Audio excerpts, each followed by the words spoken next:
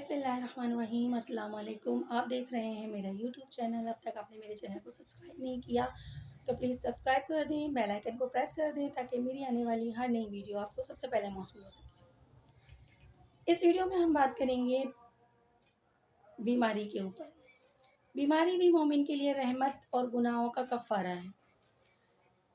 جس طرح رسول اکرم صلی اللہ علیہ وسلم نے موت کے متعلق بتلایا کہ وہ فنا اور نیست ہو جانا نہیں ہے بلکہ ایک دوسری زندگی کا آغاز اور ایک دوسرے عالم کی طرف منتقل ہو جانا ہے، جو اللہ کے ایمان والے بندوں کے لیے نہایت ہی خوشگوار ہوگا، اور اسی لحاظ سے وہ موت مومن کا تحفہ ہے۔ اسی طرح آپ نے بتلایا کہ بیماری بھی صرف دکھ اور مصیبت نہیں بلکہ ایک پہلو سے وہ رحمت ہے۔ اس سے گناہوں کی صفائی ہوتی ہے۔ اللہ کے سعادت مند بندوں کو چاہیے کہ وہ بیماری اور دوسری تکلیفوں اور مصیبتوں کو خدا ہی تنبیہ سمجھتے ہوئے اپنی اصلاح کی فکر اور کوشش میں لگ جائیں۔ حضرت ابو سعید خضری رضی اللہ عنہ سے روایت ہے، رسول اکرم صلی اللہ علیہ وسلم نے فرمایا، مرد مومن کو جو بھی دکھ اور جو بھی پریشانی اور جو بھی بیماری، جو بھی رنج و غم اور جو بھی اذیت پہنچتی ہے، یہاں تک کہ کانٹا بھی اگر اس کو لگتا ہے تو اللہ تعالیٰ ان چیزوں کے ذریعے اس کے گناہوں کی صفائی کر دیتا ہے۔ صحیح بخاری اور صحیح مسلم۔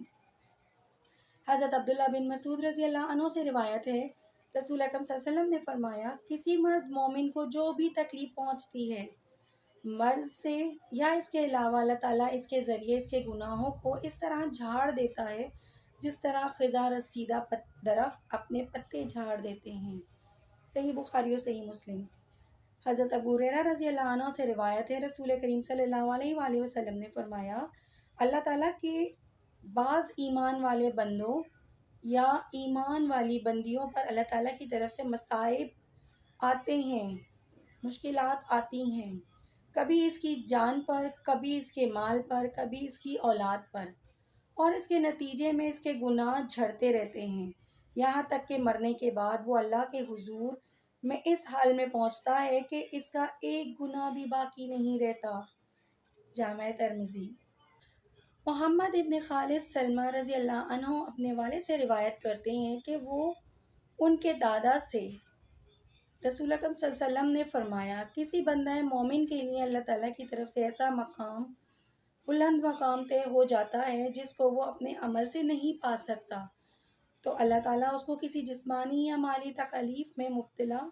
یا اولاد کی طرف سے کسی صدمے و پریشانی میں مبتلا کر دیتا ہے، پھر اس کو صبر کی توفیق دے دیتا ہے، یہاں تک کہ ان مصائب و تکالیف اور ان پر صبر کرنے کی وجہ سے اس بلند مقام پر وہ پہنچ جاتا ہے جو اس کے لیے پہلے سے طے ہو چکا ہے۔ سنن ابن داؤد۔ اللہ تعالیٰ مالک الملک اور حاکم الحاکمین ہے، اگر وہ چاہے تو بغیر کسی عمل اور استحقاق کے بھی کسی بندے کو بلند سے بلند درجہ عطا فرما سکتا ہے، بے شک، لیکن اس کی حکمت اور صفات عدالت کا تقاضا یہ ہے کہ جو بندہ اپنے اعمال اور احوال کی وجہ سے جس درجے کا مستحق ہو اس کو اسی درجے پر رکھا جائے۔ اس لیے اللہ تعالیٰ کا یہ دستور اور معاملہ ہے کہ جب وہ کسی بندے کے لیے اس کی کوئی ادا پسند کر کے یا خود اس کے یا اس کے حق میں کسی دوسرے بندے کی دعا قبول کر کے اس کو ایسا بلند درجہ عطا فرمانے کا فیصلہ کرتا ہے جس کا وہ اپنے اعمال کی وجہ سے مستحق نہیں ہوتا، تو اعمال کی اس کمی کو مصائب اور صبر کی توفیق سے پورا کر دیتا ہے۔ حضرت جابر رضی اللہ عنہ سے روایت ہے، رسول اکرم صلی اللہ علیہ وسلم نے فرمایا، قیامت کے دن جب ان بندوں کو جو دنیا میں مبتلا مصائب رہے ان مصائب کے عوض اجر و ثواب دیا جائے گا، تو وہ لوگ جو دنیا میں ہمیشہ آرام و چین سے رہے حسرت کریں گے کہ کاش دنیا میں ہماری کھالیں کینچیوں سے کاٹی گئی ہوتی۔ جامع ترمذی۔ عامر رامی رضی اللہ عنہ سے روایت ہے، رسول کریم صلی اللہ علیہ وآلہ وسلم نے ایک دفعہ بیماریوں کے سلسلے میں کچھ ارشادات فرمائے، یعنی بیماری کی حکمتیں اور اس میں جو خیر کا پہلو ہے اس کا تذکرہ فرمایا۔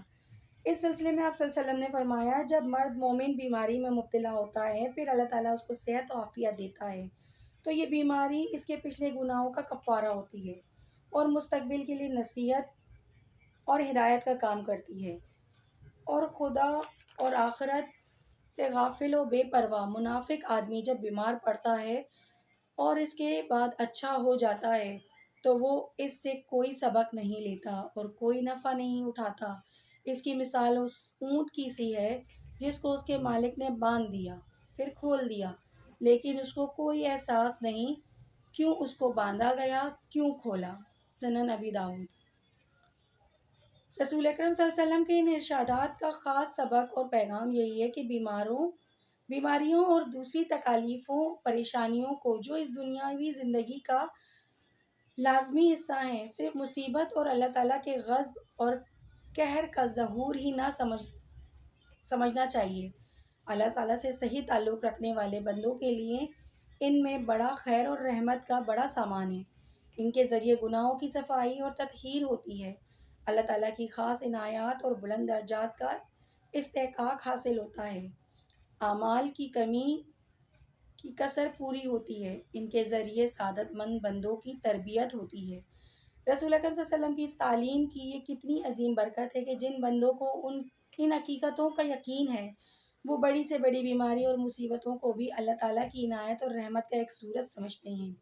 اپنے جن بندوں کو اللہ تعالیٰ نے یہ دولت نصیب فرمائی ہے بس وہی جانتے ہیں کہ یہ کتنی عظیم نعمت ہے اور اس سے بیماری اور مصیبت کے حال میں بھی دل اور روح کو کتنی تقویت حاصل ہوتی ہے اور اللہ تعالیٰ کے ساتھ تعلق اور محبت میں کتنی ترقی اور کس قدر اضافہ ہوتا رہتا ہے۔ اپنی خاص دعاؤں میں مجھے بھی یاد رکھیے گا کہ اللہ تعالیٰ ہم سب کو ان تمام لوگوں میں شامل فرمائے جو اس کے ہاں قابل قبول ہیں یا اس کے ہاں ان کا خاص درجہ ہے۔ اپنی دعاؤں میں مجھے یاد رکھیے گا۔ اللہ حافظ۔